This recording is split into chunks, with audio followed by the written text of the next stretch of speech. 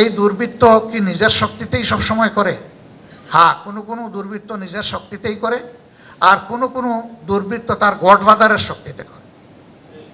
তারা কারা? আমি দায় নিয়ে বলছি, তারা পলিটিশিয়ানরা, রাজনীতিবিদরা। রাজনীতিক আশ্রয় প্রশ্রয় না থাকলে কেউ এই ধরনের বড় মাপের কোনো অপরাধ করে রক্ষা পাওয়ার কথা না।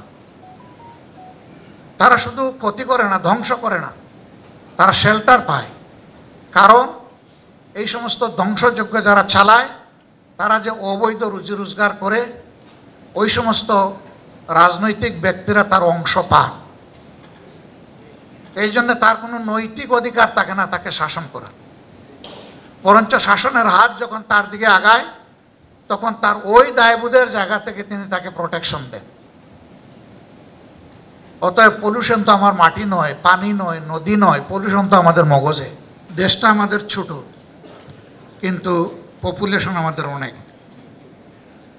এই ছোট দেশের পয়জনিং করে দেশটাকে আমরা প্রায় শেষ করে ফেলেছি। নদীমাতৃক দেশ এখন নাকি বলবেন, এখন তো নদী নাই। নদীতে এখন হাল চাষ হয়, এখন পাট জন্মায়, ধান জন্মায়। একসময় তো এরকম ছিল না। কেন এটা হলো? শুধুই কি ভারতের দোষ যে ওখান থেকে পলি নেমে এসে সিলটেটেড হয়ে আমাদের নদীগুলা ভরাট হয়ে মৃত্যুর কুলে ঢলে পড়েছে? সেখানে আমাদের সরকারবিহীন তো কোনো সময় দেশটা ছিল না। কেউ না কেউ তো এই দেশ শাসন করেছে। তো তারা তখন কি করেছে? আমি একজন রাজনৈতিক কর্মী হিসাবে এটা যখন ভাবি, তখন আমি লজ্জিত হই যে চোখের সামনে আমরা নিজেদেরকে হত্যা করছি। মানব দেহের মধ্যে একটা হৃৎপিণ্ড আছে, তার 4টা চেম্বার আছে।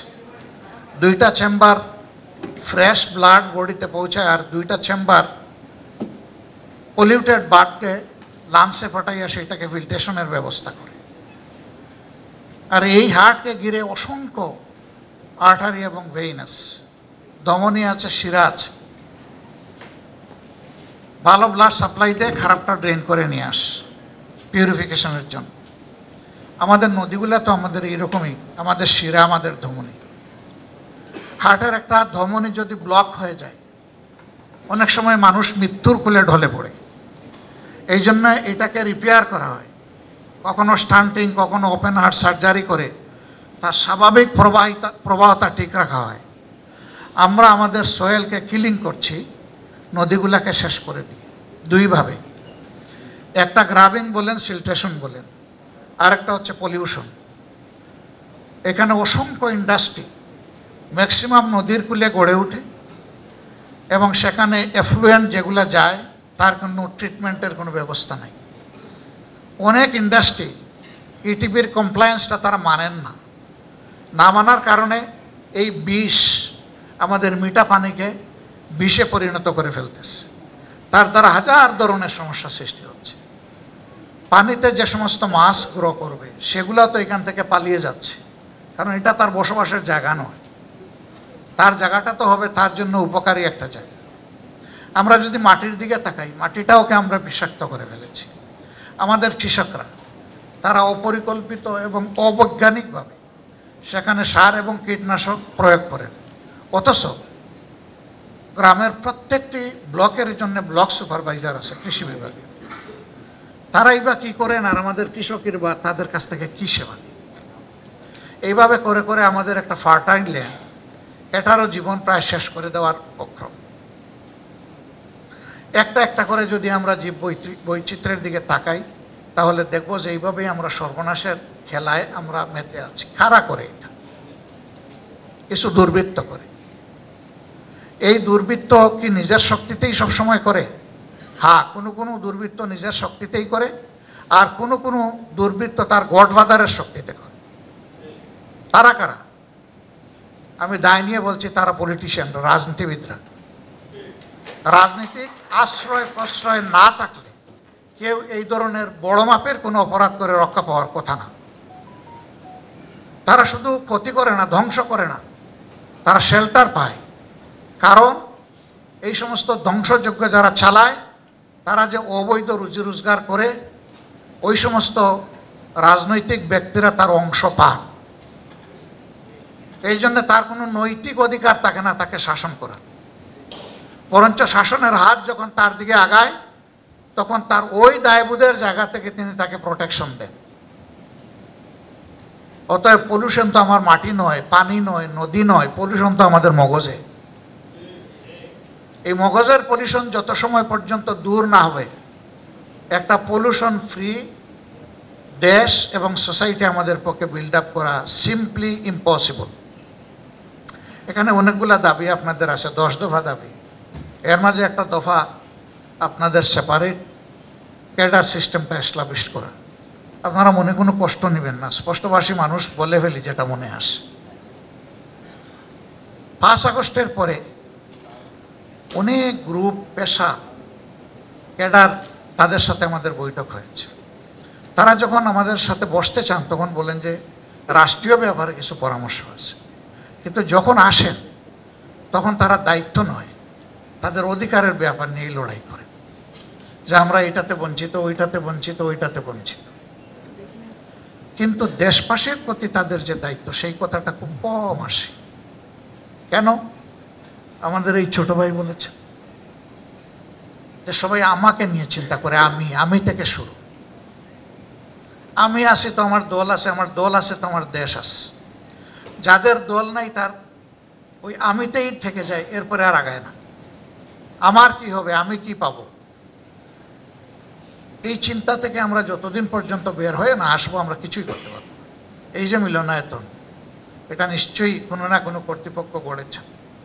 এখানে হয়তো বা সরকারি বেসরকারি বহু এইড আছে, থাকতে পারে, নাও থাকতে পারে, কিন্তু এর রাস্তা, তার আশপাশের যোগাযোগ ব্যবস্থা, সেটা কার টাকায়? সেটা জনগণের টাকায়। মুজিবুর রহমান মঞ্জু বলেছে যে আমরা যে মোবাইল ইউজ করি সেখানে আমরা 35-40% আমরা ট্যাক্স দিয়ে থাকি সরকারকে। এটা ইউজাররা জানেই না যে এই যে ট্যাক্স সে দিচ্ছে, সে যে একজন ট্যাক্স পেয়ার। শুধু কি তাই, আজকে জন্ম নেওয়া বেবি সেও তো ট্যাক্স দেয়, কারণ তার জন্য আমি যে কাপড় কিনি, যে দুধ কিনি, যে খাবার কিনি, সেই দুধ, খাবার, কাপড়ের সব জায়গায় আমাকে ব্যয় দিতে হয়। ভ্যালু অ্যাডেড ট্যাক্স দিয়ে তার জীবন শুরু। সেইটা গরিব আর ধনীর কোনো তফাৎ নাই, এটা তো সবাই দেয়। সারাদিন ভিক্ষা করা মানুষটাও সন্ধ্যাবেলা যখন যায় শপে কিছু কেনার জন্য, তখন তাকেও তো বেড দিয়ে কিনতে হয়। কিন্তু সে জানে না সে যে ট্যাক্স দেয়।